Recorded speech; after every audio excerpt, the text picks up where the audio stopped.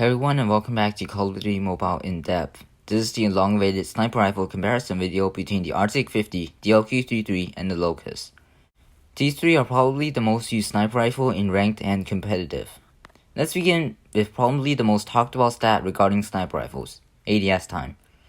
Locus and the LQ-33 have the same ADS time at 316 milliseconds, and Locus starting power is 2 frames slower at 350 milliseconds. As for Arctic 50, the base weapon is very slow and you cannot make it that fast either. You'll see this trait a lot with the Arctic. Moving on to lethality, right now there is no damage drop off in this game, so this is the lethality you'll have at any distance with these three snipers. The base Arctic 50 and Locus will one-shot to the head, arms, and upper torso. The DLQ-33 and the Locus starting power will one-shot to the head, arms, upper torso, as well as the stomach. And of course, Arctic 50's starting power has 100% lethality. All of the sniper rifles have heavy material penetration, but due to the low damage profile at only around 120 to 150, you will need FNJ to one-shot through medium or heavy material. Moving on to our handling stats, Arctic 50 being a semi-auto sniper of course shoots quite a lot faster than the other two bolt-action rifles.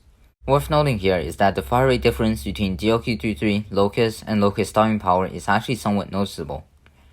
Base Locus has a timing between shots of 1176 milliseconds, DLQ-33 has a timing between shots of 1224 milliseconds, and Locus starting power has a timing between shots of 1276 milliseconds. You may not feel this, but that 50 to 100 milliseconds more time in between shots can absolutely affect the outcome of some gunfights. Another thing worth noting is DLQ-33's sprint out time. It is about half a frame slower than the other two, but due to rounding, most of the time it will get rounded down to 260 milliseconds, so it's nothing to worry about. Now you might be wondering, the LQ-33 sounds pretty insane, fastest ADS time tied with Locus, but better lethality. Why isn't everyone using it? Well, mobility. This may look complicated, but just focus on the optimal mobility section. Keep in mind that my mobility testing method is imperfect, and there might be a differential of about 1% compared to past numbers.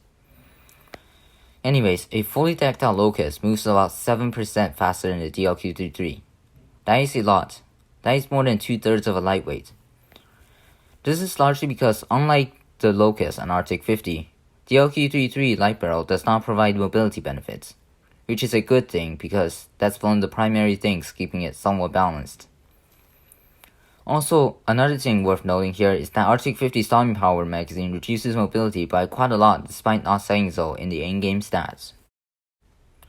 Moving on to the magazine capacity and reload times, sniper rifle full reload animation is very slow, but the reload cancel time is actually not that slow and for the most part in line with most other weapon categories. So as always, I would recommend you to learn to reload cancel with these weapons. That is all of the stats to cover in this video. Now I want to move into the more subjective section of the video and talk about their designations.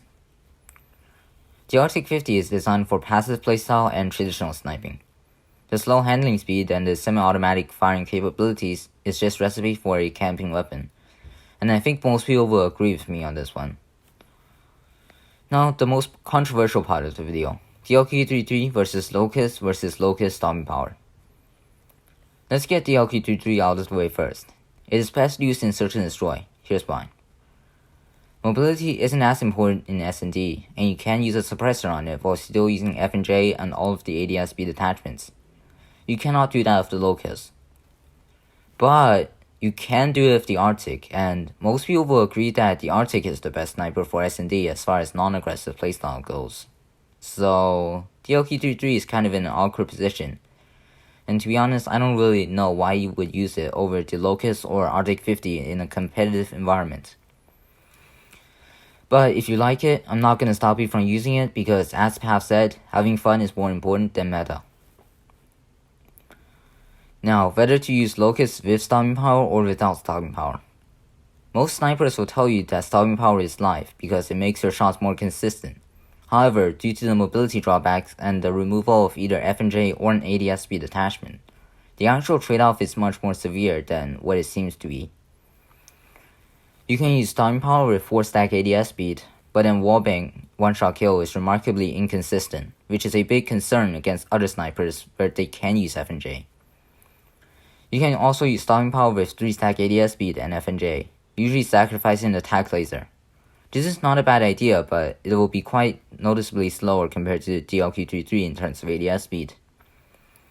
Locus stopping power is in an awkward position where it's not really better than the DLQ33 for quickscoping. You only get to run faster, which isn't as important for snipers compared to rifles and SMGs. However, Locus without stopping power is debatably the best option out of these 3 weapons, if you can land upper chest shots consistently. It has better rate of fire than the DLQ33, noticeably better handling and mobility in it than the Arctic 50, and still retains incredibly fast ADS speed. The only drawback is that it won't always be consistent and you have to aim better. Now let's get into my recommended class setups. Starting with the Arctic 50, we will be using the Assassin Short Barrel, Stipple Grip Tape, Skeleton Stock or FNJ, Light Suppressor or FNJ, and for the last slot, FNJ or Stopping Power if you plan on playing passive. For the DLQ33, it's pretty generic. 3 ADS speed attachments, FNJ, and Light Suppressor or Extended Mag A if you find yourself reloading too often. Finally, the Locus. We will be using the Short Barrel, Stipple Grip Tape, Tack Laser, FNJ, and Skeleton Stock. And about Battle Royale, I think it's a no-brainer that the Arctic 50 is the best sniper instead of BR. I'm not going to talk about it too much in this video because there's a lot to cover, so I'll probably make a video on that in the future, but for now, my recommended class setup for it would be Light Suppressor, Assassin Short Barrel, Stopping Power Magazine, Rubberized Grip Tape, and Skeleton Stock. That is all for this video. Thank you for watching, have a good day or night, peace.